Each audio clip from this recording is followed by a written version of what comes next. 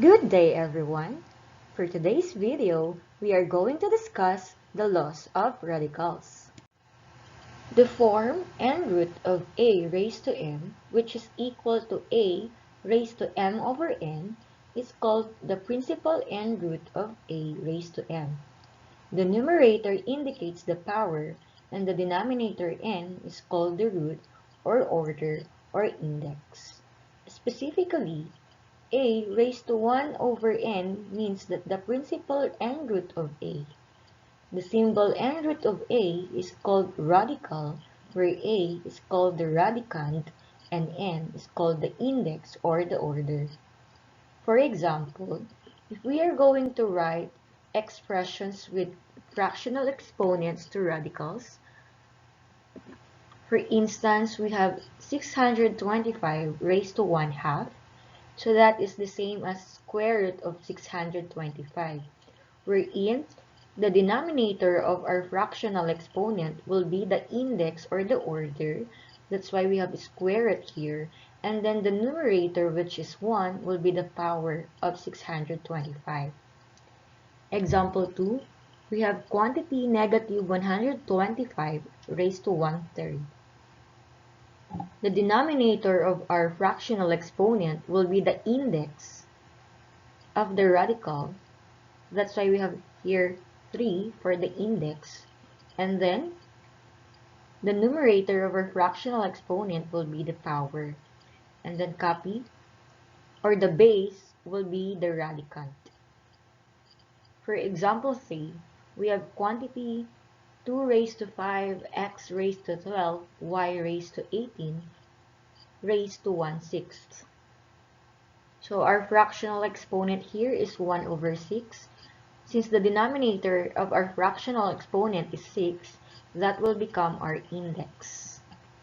And then the base will become the radicand. Kaya meron tayo ditong 2 raised to 5, x raised to 12, y raised to 18. And then since the numerator of our fractional exponent is 1, so this radicand will be raised to 1. Since 1 naman, okay lang kahit na hindi na natin ilagay. Then, simplify. 2 raised to 5. So, 2 raised to 5, that is 2 times 2 times 2 times 2 times 2. Or you're going to multiply 2 5 times to itself, which is equal to 32. So, the radical form of quantity 2 raised to 5, x raised to 12, y raised to 18, raised to 1/6 is 6th root of 32, x raised to 12, y raised to 18. Since we will be dealing with radicals and simplifying radical expressions, importante po na alam po natin ang ibig sabihin ng n-root at kung paano po tayo kumuha ng nth root ng isang number or how to find a root of a number. So for any real numbers a and b and any positive integer n, if a raised to n is equal to b, then a is the nth root of b. Finding a root of a number or the nth root of a number is a number multiplied by itself n times gives the original number. For example, we have here 2 raised to 4. So when we say 2 raised to 4, we are going to multiply 2 4 times to itself. Kaya meron tayo ditong 4 na 2. Sa 2, 3, 4. Multiply po natin yan. So 2 times 2 is 4, times 2 is 8, times 2 is 16. That's why ang 2 raised to 4 ay equal kay 16. So sabi dito, if a raised to n is equal to b, tulad po nito, if 2 raised to 4 is equal to 16, then the fourth root of 16 is equal to 2. Ayun po siya, oh. Then a is the n root of b. So ang fourth root po ng 16 natin ay 2. Therefore, 2 is the principal fourth root of 16. When we say principal nth root of a number, we are referring to the positive nth root of that number. if negative 2 raised to 4 is equal to 16. Yes po, pag ni-raise po natin or minultiply po natin si negative 2 ng 4 times to itself, equal kay positive 16 pa rin yan.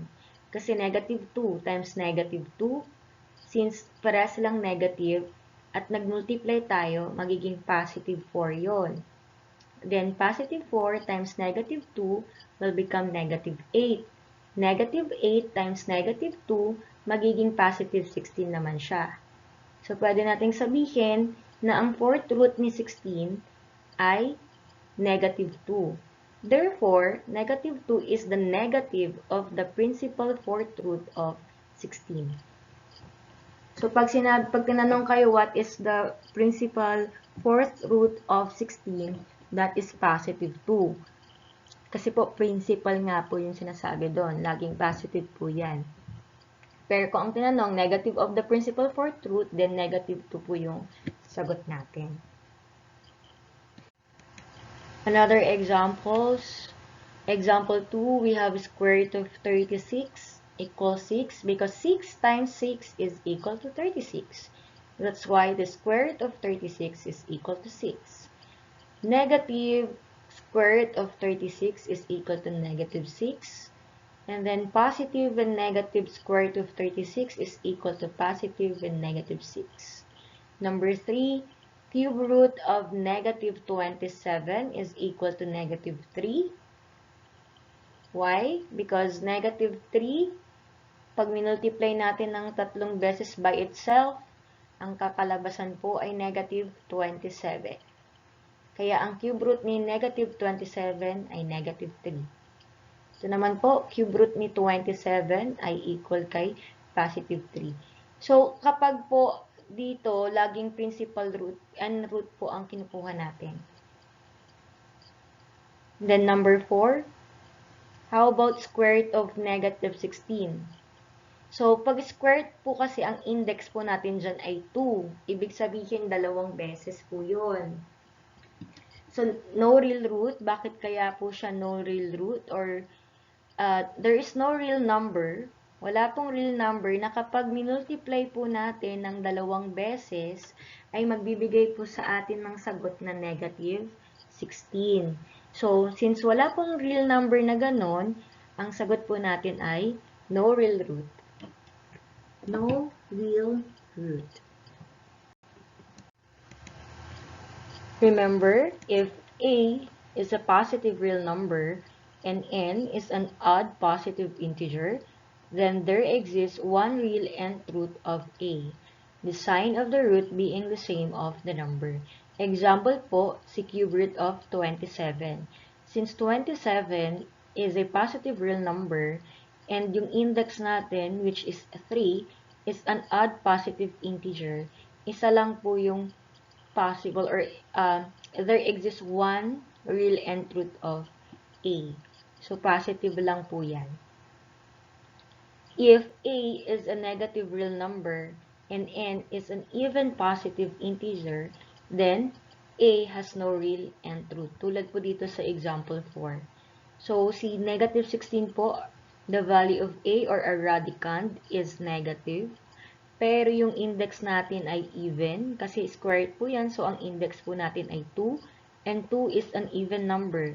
So yung mga even numbers po, 2, 4, 6, 8, 10, and so on po. Ayan po yung mga even numbers. So dito po, since ang index natin ay 2, it has no real roots, or it has no real root.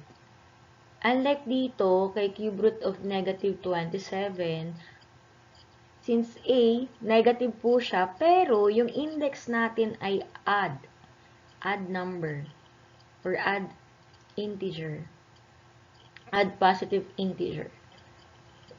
Meron po yung root. Ayan po siya, negative 3.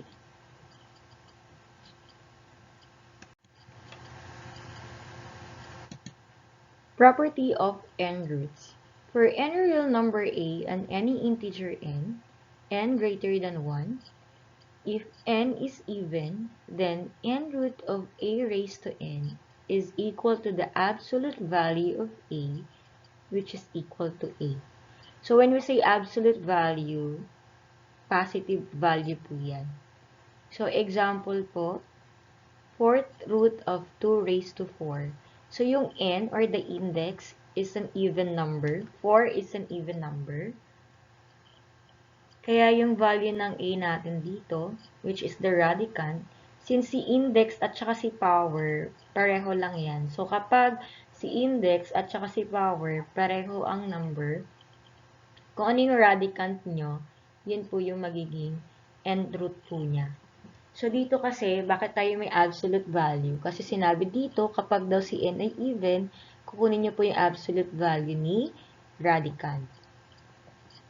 So, since the radicand is positive 2, the absolute value of positive 2 is also positive 2. Example 2, okay, the index is 4, even number po siya. Same with the power na 4 din. So, ang kukunin lang po natin is the radicand, which is negative 2. Then, kunin nyo po yung absolute value ng radicand natin. So, absolute value of negative 2 is positive 2. Since negative 2 raised to 4 is equal to positive 16, and the 4th root of 16 is equal to 2. Ito po yung sinasabi ko kanina na pagdating po sa nth root ng isang number, or nth root po ng isang positive number, lagi pong principal root lang po yung kinukuha natin, which is the positive nth root of that number. For property of nth root dito, kapag add naman po ang index natin, if n is an odd number, then the nth root of a raised to n is equal to a. Ito naman ang pinagkaiba nito sa number 1. Ito kasi kinukuha natin yung absolute value kapag even ang index. Pero kapag odd ang index, hindi na po natin kinukuha ng absolute value yan. Example po, cube root of 5 cube. So, index is 3, that is an odd number. Kaya yung radicand natin, again, tingnan nyo po, parehas ang index at saka yung power. Kaya kukunin lang po natin yung radicand. So, kung positive 5 yan, positive 5 lang din po ilalagay nyo dito. Hindi na kukuhanan ng absolute value. Example 4, 5th root of negative 2 raised to 5. Again, since pareho ang index at saka power, yung radicand na po yung kukunin natin. Since si index ay odd number, kung negative 2 po ito, hindi niya na po kukuhanan ng absolute value, so negative 2 pa rin po yung kalalabasan ng sagot natin. So, kasi po, si negative 2, kapag ni-raise natin sa 5, negative 32 po yung kalalabasan. So, ang 5th root po ni negative 32 is equal to negative 2. Ngayon naman ay pag-uusapan natin ang tungkol sa laws of radicals.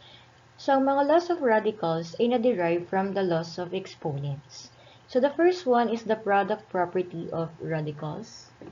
So, sabi dito, for any real numbers a and b, and any integer n greater than 1, if n is even, then we can say that nth root of the product of a and b, or nth root of a times b, is equal to quantity nth root of a times the quantity nth root of b, where a greater than 0 and b is greater than 0. So, kung sa laws of exponents kasi, ito po kasi nanggaling po yun sa laws of exponents. Sabi po kasi, sa laws of exponents, for any real numbers a and b and any integer n where n is greater than 1, so dito, halimbawa, we have a times b raised to 1 over n. So, applying the power rule of exponents, so, syempre ang exponent niyan 1 kasi walang nakalagay, then b 1 din. So, kung i-multiply natin yan, magkakaroon tayo ng a raised to 1 over n times b raised to 1 over n.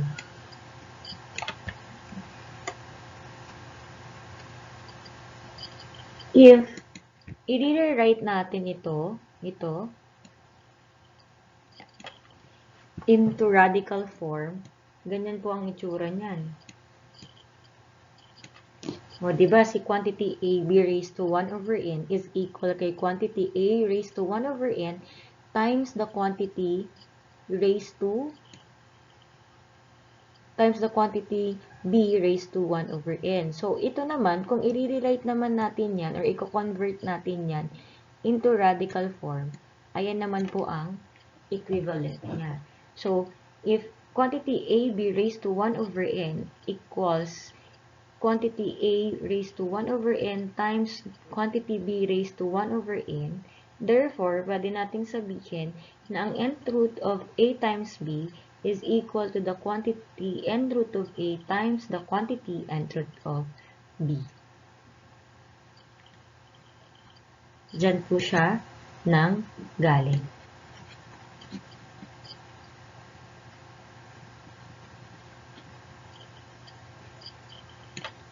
Okay po, example. Find the principal root of the following radicals.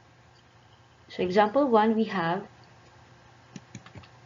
square root of 64y squared. So, ang gagawin natin dito, sabi kasi dito, the nth root of A times B is equal to the quantity nth root of A times the quantity nth root of B. Pinactor out lang po natin siya. So, square root of 64y squared. So, pinaghiwalay lang po natin, square root of 64 times square root of y squared. And then, si 64, kinuha lang po natin yung square root niya. So, ito po kasi si 64, same lang po siya sa 8 squared. Kasi 8 times 8 is 64.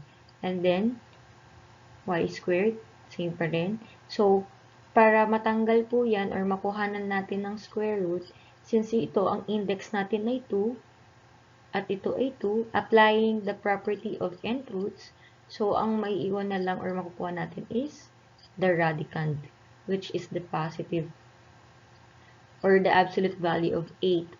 And then dito, square root of y squared is also y. So, the square root of 64y squared is equal to 8y.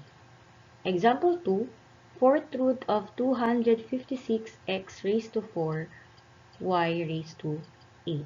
So, first, factor out niyo muna. So, fourth root of 256, fourth root of x raised to 4, and fourth root of y raised to 8. So, applying the property of nth roots, so si 256, actually, pwede naman kayong gumamit ng calculator dito. Kung ika-calculator nyo po yung fourth root of 256, bibigyan naman na po kayo ng sagot kaagad. Pero, kung wala kayong calculator, pwede nyo pong applyan ito ng nth root po. Isip po tayo ng number na kapag minultiply po natin ng 4 na beses, ang kalalabasan ay 256. So, that is 4. 4 raised to 4 po, equal kay 256. So, mapapansin niyo si index natin dito ay pareho na kay power. So, applying the property of nth root, ang radicand natin yung magiging sagot. Pero, since even ito, absolute value ng 4 is still positive 4. Then, same lang dito saan nanggaling si x. Kasi, si index natin dito ay 4, ang power natin ay 4, so radicand yun po yung magiging sagot natin. So, x. And then, dito naman, since y raised to 8 po yan, hinati ko lang. So, ilang 4 po ba meron sa 8? Dalawa. Kaya meron akong nilagay ditong dalawang y raised to 4. Kaya meron akong isang y at dalawang y. And then, i-multiply lang po natin yan. 4 times x is 4x. Since dalawang y yan, y times y is y squared. So, the fourth root of 256, x raised to 4, y raised to 8 is equal to 4xy squared. The second one is the quotient property of radicals.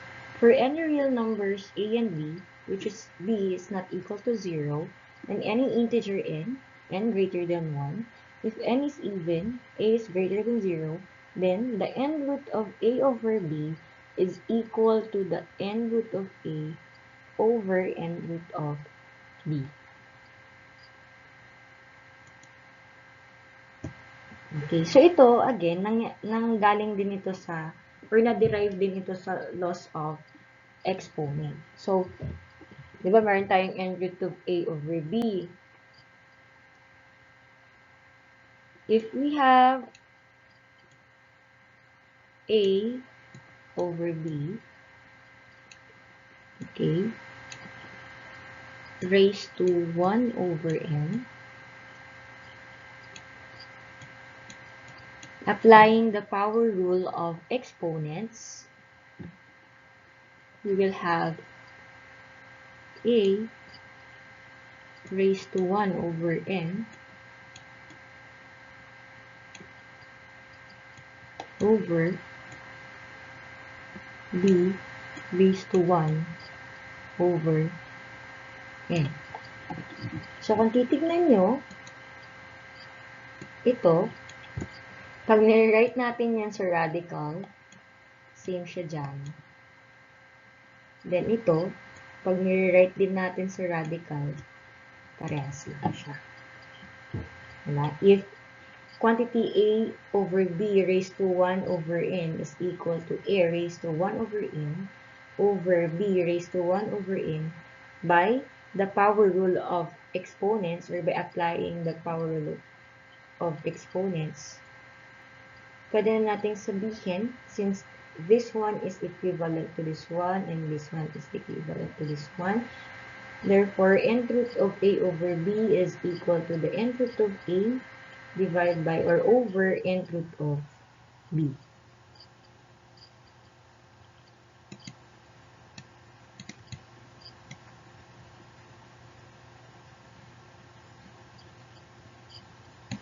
Example, find the principal root of the following radicals. For number 1, we have square root of 63 over square root of 7, or square root of 63 divided by square root of 7. So, ito, pwede natin yung pagsamahin sa isang square root. Parang ito yung nauna. Tapos, gagawin mo siyang ganito. So, square root of 63 over square root of 7 is the same as square root of 63 over 7, or the quotient of 63 and 7. So, 63 divided by 7 is 9. So, square root of 9 is equal to 3. Example 2, 6 root of 64 x raised to 6, y raised to 7 over w raised to 24, z raised to 12. Ito naman, mula dito, papunta dito. So, ang ginawa ko, sa taas, hiniwalay ko lang ito. 6 root of 64, 6 root of x raised to 6, and then 6 root of y raised to 7. Pero, kung mapapansin ninyo, meron ako dito 6 root of y raised to 6, and then 6 root of y raised to 1. Kasi in-applyan ko to ng itong y raised to 7, may naiwan na isa. Okay? Dito naman, 6 root of, okay, bakit siya 4 na w raised to 6? Kasi w raised to 24 yan. So, ilang 6 ba ang meron sa 24? Meron tayong 4. Kaya 1, 2, 3, 4. And then dito naman, z raised to 12. So, ilang 6 ba meron sa 12? Merong 2. So, meron akong dalawang z raised to 6, z raised to 6. Again, dito, in-applyan ko ng property ng nth root. So, 64. Ang 6 root po ng 64 ay 2. So, therefore, ang 2 raised to 6 ay parehas lang kay 64. So, since index po natin kasi dyan is 6, isip kayo ng number na kapag minultiply nyo ng 6 na beses, ang kalalabasan is 64. So, that is 2. Dito naman, dahil parehas na yan, index at saka ating power, yung radicand na lang po, x po. Ang in-apply ko po dito ay property of n roots. Same lang din po dito. Ayan po yung sinasabi ko kanina, y raised to 7. So, ilang 6 ba meron sa 7? Meron tayong isa. Diba? Tapos, may naiwan pang, may butal na isa. So, meron tayong isang 6, y raised to 6, at merong naiwan. Kaya dito, kung mapapansin nyo, ito lang po yung natanggalan ko po ng 6th root, y. And then ito, wala naman pong 6th root ang y. Kaya as is po siya. Diyan lang po siya. Siya po yung naiwan sa ating radical. And then, okay, so w, apat na w. And then, dalawang z. Tapos po, simplify. So, 6 root of 2 raised to 6 is 2 times x times y. Then, times 6 root of y. Over, ilang w po yan? Sa 2, 3, 4. So, w raised to 4. Then, ilang z? 2. Kaya meron tayong z squared dito. Or, ang tatandaan nyo lang lagi, kapag, halimbawa dito, ang index natin ay 6. Tingnan nyo po yung exponents natin, kung divisible by the index.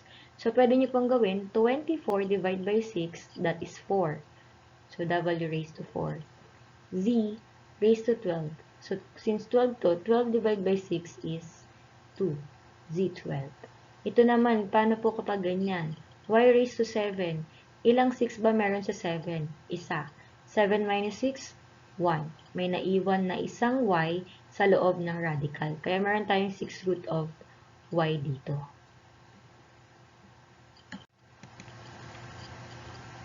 Okay, ito naman po, rationalizing the denominator of the radical. So, bakit ba natin kailangan mag-rationalize ng denominator ng radical? Kasi po, hindi po tayo pwedeng magkaroon ng radical sign sa denominator. So, rationalizing the denominator of the radicand is the process of removing the radical sign in the denominator that is making the radicand non-fractional. Example, rationalize the denominator. For number 1, we have 1 over square root of 5. So, to rationalize the denominator, ang ginagawa natin, kung ano yung denominator natin, imumultiply natin yung buong expression. Since ito, 1 over square root of 5, and yung denominator natin ay square root of 5, imumultiply po natin si numerator kay square root of 5, and then the denominator with square root of 5. Ang tawag po natin dyan ay rationalizing the denominator of the radical. Then, proceed to multiplication. So, 1 times square root of 5 is equal to square root of 5. And then, square root of 5 times square root of 5. So, that is the same as square root of 5 raised to 2. Okay, so when you are multiplying, multiplying a radical to itself or by itself, natatanggal lang po yung radical sign. So, kung ano yung radicand, yun po yung nagiging sagot. Kasi dito, halimbawa, square root of 5 squared, that is the same as square root of 5 times square root of 5. 5 times 5 is 25. The square root of 25 is equal to 5. Or, we cancel out the radical sign and the exponent 2. So, ang natitira is yung radicand, which is 5. So, ang sagot natin is square root of 5 over 5. So, kung mapapansin nyo po, wala na pong radical sign sa ating denominator. Example 2, square root of 2/3. So, ito, applyan po natin ng quotient property of radical. So, magkakaroon tayo ng square root of 2 over square root of 3. Again, yung denominator natin ay radical. So, since hindi tayo allowed na magkaroon ng radical sign sa denominator, kailangan tayo mag-rationalize. So, since square root of 3 ang denominator, imumultiply natin yung buong radical expression sa square root of 3 over square root of 3. So, si numerator, square root of 2 times square root of 3. So 2 times 3 is 6. That is square root of 6. And then square root of 3 times square root of 3, that is square root of 3 squared.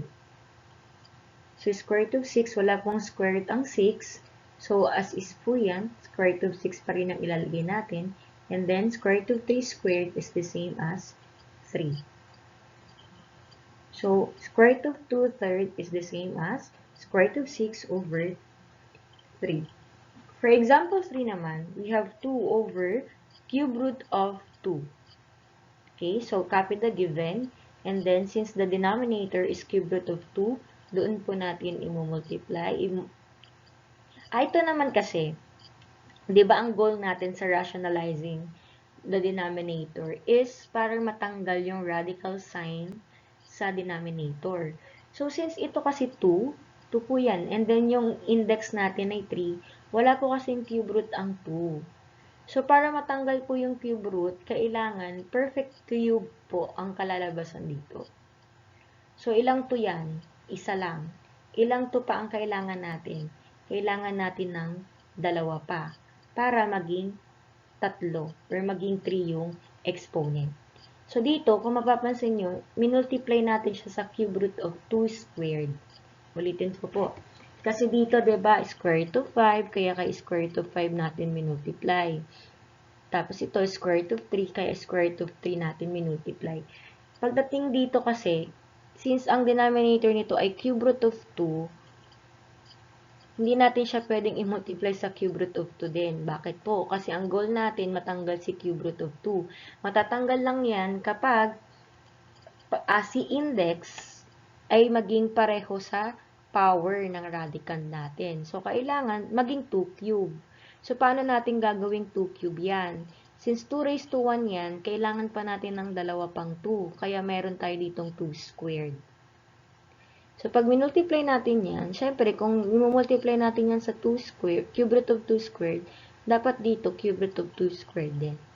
Then, multiply natin 2 times cube root of 2 squared, that is 2 times cube root of 4. Saan nanggaling si 4? Kay 2 squared. 2 squared is 2 times 2, that is 4. Ito na yung sinasabi ko kanina.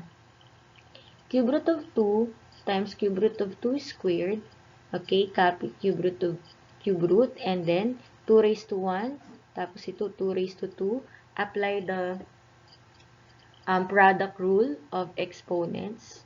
Wherein, when you are multiplying numbers, we add the exponent. So, this is 1 plus 2. Kaya naging 3 ang exponent doon.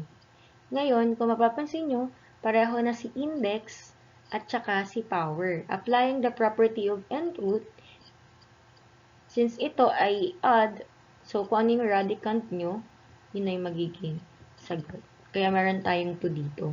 Pagdating naman po dito, okay, 2 times cube root of 4, that is 2 times cube root of 4 over 2. Pwede po natin i-cancel out si 2. Ang may iwan na lang po is cube root of 4.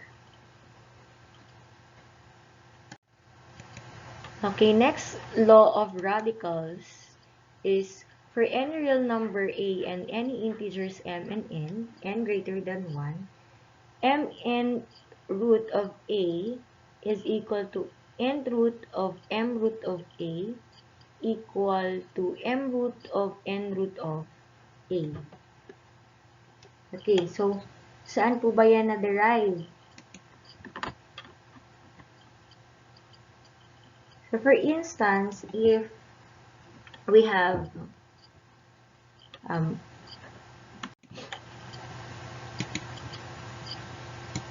okay, so ito, for instance, we have a raised to 1 over m raised to 1 over n. Applying the power rule, we multiply this exponent dito sa exponent na to. So, magkakaroon tayo ng a. Okay, so 1 times 1 is 1. M times n is mn.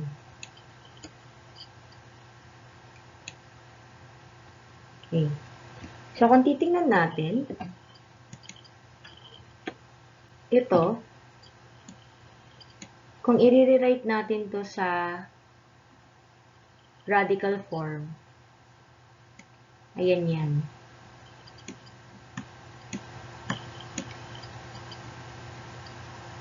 Okay po. Ito naman, kung i-rewrite natin ito sa radical form,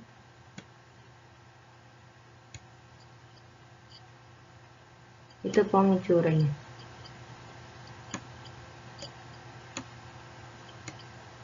Ayan po. So, ito po, itong third law of radicals natin, paano siya na-derive from the laws of exponent, ito po siya. Diyan po nanggaling yan.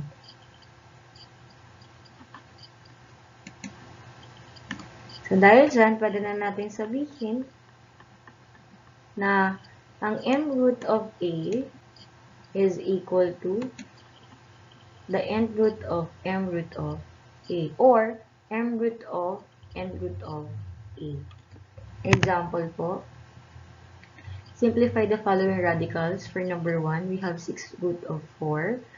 So, si 6 root of 4, ang ginawa lang po natin, okay, cube root of square root of 4.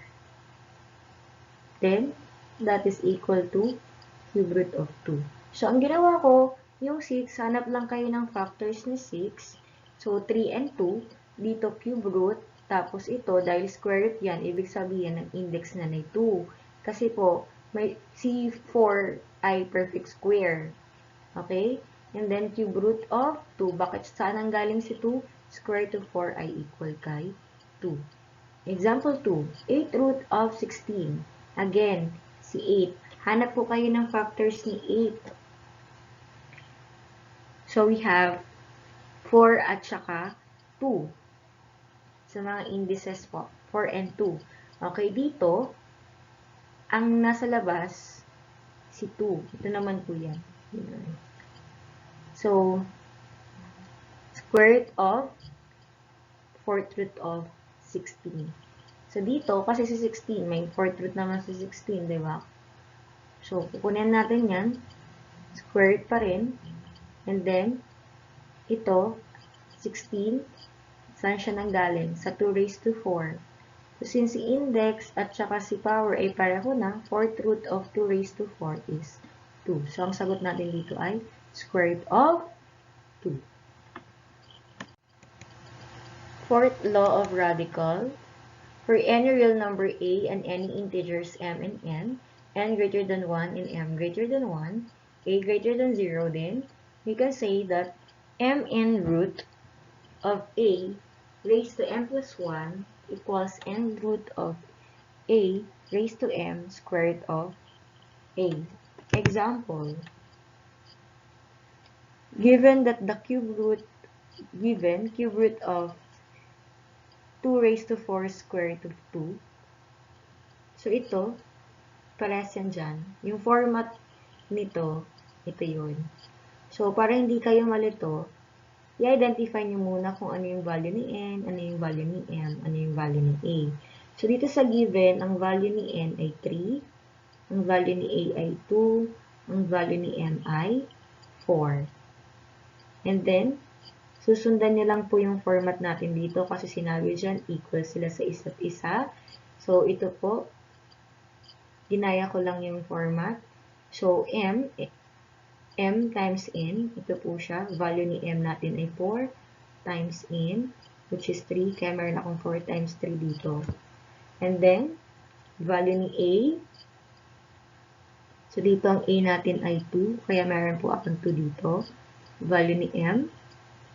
Ang m po natin ay 4, kaya meron pong 4 dito, plus 1, okay po, equals, simplify po, 4 times 3 is 12, and then copy the radicand, which is 2, simplify the exponents, 4 plus 1 is 5. So, meron tayong 12 root of 2 raised to 5. 2 raised to 5 is equal to 34. So, ang equivalent value po ni cube root of 2 raised to 4 square root of 2 is 12 root of 32. Next law of radicals. For any real number a and any integers m and n greater than 1 and m is greater than 1, a is greater than 0, we can say that m nth root of a raised to m plus n is equal to quantity n root of a times quantity m root of a. Example, okay, we have here fourth root of 243x raised to 9 r raised to 12. So, ang gagawin lang natin po dito, factor out lang po natin siya. So, ang ginawa ko lang, ang technique dito, since ang index natin ay 4, dyan kayo lagi magbabase. So, isip kayo ang 243 kasi, wala siyang fourth root. So, since wala siyang fourth root, ang gagawin nyo, mag-isip tayo ng factors ni 243 na yung isang factor niya may fourth root. So, ano po yun? 81. 81 times 3 is equal to 243. Since si 81 po yung may fourth root, ibig sabihin, yung isang factor ninyo, yung 3. Ayan po siya. 81 times 3. Next, x raised to 9. So, dito, since variable naman to, and kapag nagmumultiply kasi tayo ng mga variables, di ba ina-add lang din natin yung exponent. So, ibig sabihin ito, since 9 ang exponent, at ang index natin ay 4, pagdating sa mga variables naman, ang gagawin nyo, alamin nyo kung ilang 4 meron sa 9. Ilang 4 ba meron sa 9? Dalawa. Bakit dalawa? Kasi 4 times 2 is 8. Diba? So, pasok yun dito. Ilan na lang naiwan? May naiwan na isang x. Kaya kung mapapansin nyo dito, x raised to 8, tapos meron tayo ditong x raised to 1. Kasi pag minultiply nyo yan, x raised to 8 times x raised to 1, i-add nyo yung exponent, 8 plus 1 is 9, x raised to 9. Ganyan po siya. Then dito naman, si r raised to 12, since si 12 ay divisible by 4, ibig sabihin si 12 divisible, pag dinivide mo by 4, exact yung ibibigay niya sa inyong quotient. So, ito, dito pa rin siya. Meron ba tayo dito? Wala. Kasi sakto siya eh. Ngayon, kukunin nyo ngayon yung principal root nila. So, ito, okay, 81, sinabi ko kanina nga, may fourth root po siya. Ano po yung kanyang, si 81, ang kanyang principal fourth root is 3. Okay po, 81 is equal to 3 raised to 4. And then, dito, copy nyo pa yun, x raised to 8, and then r raised to 12. Then, ito, x raised to 1 is equal to x. So, ganyan pa rin siya. Next, saan nanggaling si 3? Okay po, fourth root of 3 raised to 4, index and power, parehas. So, kukunin nyo lang yung absolute value ng radicand natin, which is 3. Ayan po. Next, x squared. Saan nanggaling si squared? Since 8 yan, yan yung sinabi ko sa inyo kanina. Sa 8, ilang 4 ang magagawa? Dalawa. So, 8 divided by 4 is 2. Sa 12 naman, r raised to 12, ilang 4 meron sa 12? We have 3. 12 divided by 4 is equal to 3. Kaya r cubed. And then ito yung butal, kumbaga. Kokopyahin nyo lang yan as is. So, we have here 4th root of 3x. 3x po. Sorry, nalagay ko yung So, ang answer natin dito, so ang 4th root of 243x raised to 9 r raised to 12 is equal to 3x squared r cubed 4th root of 3x. Ito naman mga additional properties lang po of radical. Yung una, addition property of radicals. Additional lang po ito. So, addition property of radicals, sinasabi dito, p n root of a plus q n root of a is equal to, okay, we just add the coefficients, quantity p plus q, n root of a. Si p and q po, ayan po yung coefficients na tinatawag po. So, kung mapapansin niyo, common radicals ang tawag dito. or similar radicals. When we say similar radicals, they are radicals with common radicals. So, n root of a yan, n root of a din to. Similar po sila. Example, ayan. Parang sa similar fractions lang din. So, pwede tayong mag-add ng coefficients kapag parehas ang kanilang radicals. Okay po? Ulitin ko ha, kapag similar radicals, pwede tayong mag-add ng coefficients. Nabaga dito, 5 cube root of 7 plus 6 cube root of 7. Since they are similar radicals, kasi parehas na cube root of 7 to, pwede nating i-add yung coefficients nila.